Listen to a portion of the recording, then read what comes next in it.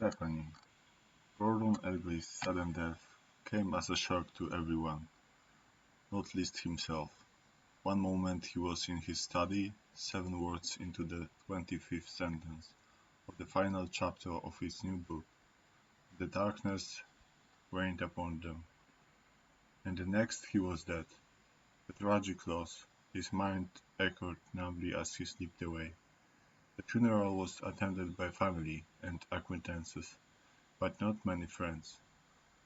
Gordon hadn't been a well-liked figure in the publishing world, for although the books he wrote, tales of horror and magic and wonder, regularly reared their heads in the bestseller lists, he had the disquieting habit of insulting people without realizing it, then laughing at their shock. It was at Gordon's funeral, however, that Stephanie Ellery first caught sight of the gentleman in the tan overcoat. He was standing under the shade of a large tree, away from the crowd, the coat buttoned up all the way, despite the warmth of the afternoon. The scarf was wrapped around the lower half of his face, and even from her position on the far side of the grave, Stephanie could make out the white and frizzy hair that escaped from the wide brim that he wore low over his gigantic sunglasses. She watched him, intrigued by his appearance, and then, like he knew he was being observed, he turned and walked back through the rows of headstones and disappeared from sight. After the service, Stephanie and her parents traveled back to her dead uncle's house, over a hump-backed bridge and along a narrow road that curved its way through thick woodland. The gates were heavy, and Granton stood open, welcoming them into the estate. The grounds were vast, and the old house itself was ridiculously big. There was an extra door in the living room, a door disguised as a bookcase.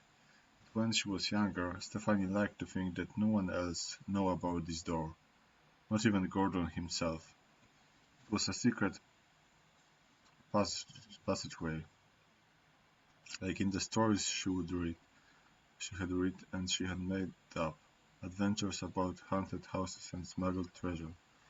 This secret passageway would always be her escape route, and the imaginary villains in these adventures would be dumbfounded by her sudden and mysterious disappearance.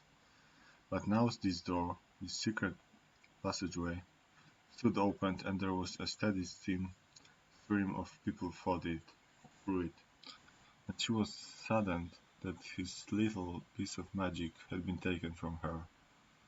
Tea was served and drinks were poured, and little sandwiches were passed around on silver trays, and Stephanie watched the mourners casually appraise their surroundings.